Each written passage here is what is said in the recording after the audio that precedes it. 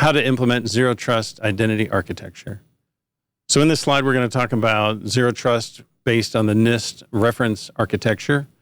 And the slide's pretty straightforward. We've got the subject, namely your user on their endpoint, trying to access a resource, and it has to go through a policy enforcement point, which can be either a firewall, or it could be your CASB, or it could be your SASE enforcement product.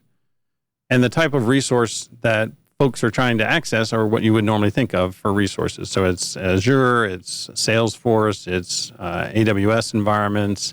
It could even be the internet in general if you want to filter where people are able to go because you need to enforce data loss protection.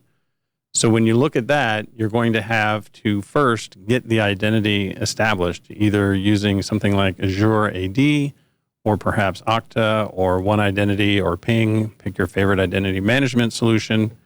And then you want to interrogate the device to make sure the device has the posture that you want the device to have. Does it have the patches that you want on it? Does it have the appropriate endpoint protection solution on it? And that's where you would use Manage Engine or Microsoft Intune.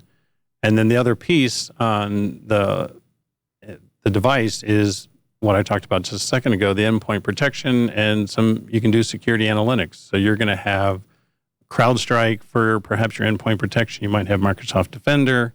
You could have Microsoft Sentinel or Splunk aggregating that information into your SIM tool so you can investigate it and make sure you have the correct posture and make sure that there's no anomalies happening in your environment. And then as we look at the bottom of this graphic, you're going to see that the policy enforcement point, you'll see firewall vendor names like Fortinet, Palo Alto, Checkpoint. You're also going to see, Cisco, and you're going to see Microsoft Defender and Netscope. And those are because you also have not just your standard firewall tools, but you have, as I said a moment ago, CASB solutions, whether or not the cloud access security broker. You want to make sure that people are going to the places you want them to go. And all of that, when you wrap it all up together, you get your continuous trust verification that NIST and Zero Trust is really about. You get continuous threat monitoring, you get endpoint validation, you can assess your risk, and you can do your location and time-based verifications.